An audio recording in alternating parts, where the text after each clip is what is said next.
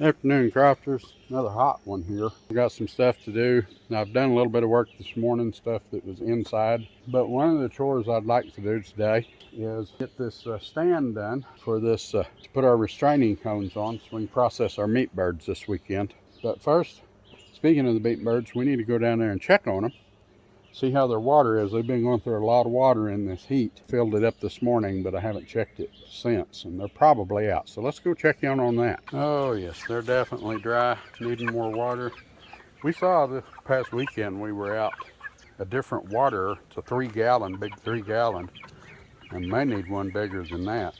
I'm hoping we can get that so we won't be doing a gallon at a time, because these bigger birds, they're at the right age. They're ready to harvest, go into freezer camp. But they go through a lot of water here. So let's run down here to the creek and get them some water.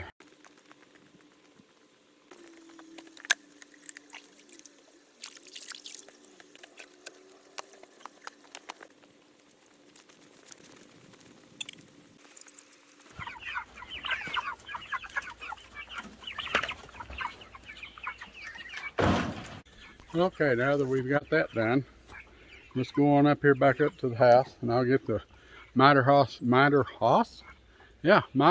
saw set up, and we'll get to work doing some cuts. My main concern is getting that stand done for the restraining cones, and I'll show you those here in just a minute. Okay, so these are the cones we're going to be using. This model's made by Little Giant.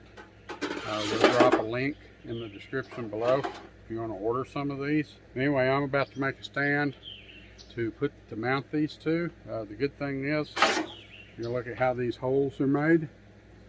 They're actually made so you can slip them on and off, so I'm going to put some screws in where we can take these on and off and not leave them outside.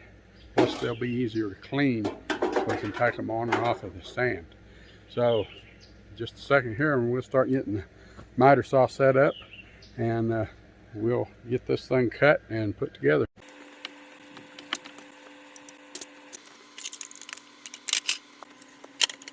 And what I've got here is just scrap lumber that I went and picked up at my brother's. My original idea was to make it like the real estate signs that you see, the wooden real estate signs, and this is based on that. You get to see as I put it together what I'm talking about. It's going to be the feet. It is just a little over 54.5 inches.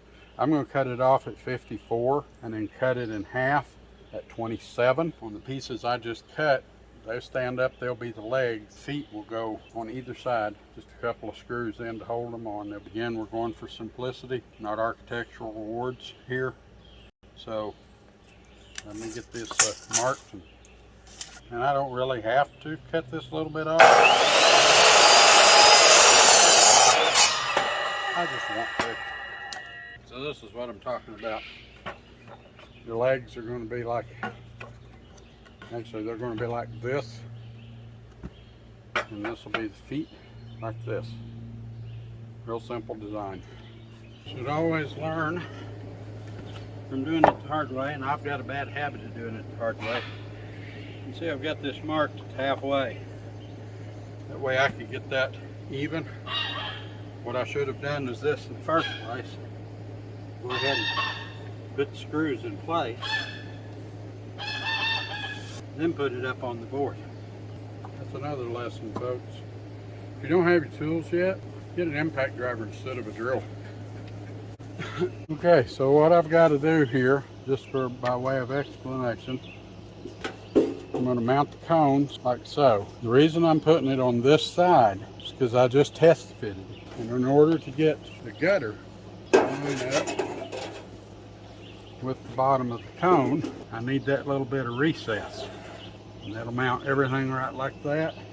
It'll let the blood drain down. So what I'm going to do is set these up where I want them, mark these holes, and then I'm going to use 1 1/4 inch screws, and I won't drill them flush. I'll leave them out just a little bit. That way we can, with these slotted holes, the way we can take like I explained earlier, we can take the cones on and off. Now I'm not going to do some exact measurements to get these mounted. I'm just going to kind of eyeball it. This is not rocket science. I decided on the screws. because I can take them in and out. There you have it, folks, just like that. All I've got to do now is get the gutter put on it. Should be able to do that in just a couple of minutes. I'm setting this bucket here. That's what we'll be draining into, 5-gallon bucket.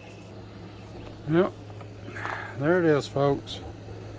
One harvesting station, whatever you'd want to call it. It's simple and it works. So if you like what you see, you know the drill. Subscribe, hit that notification bell so you know if you get when we post new videos.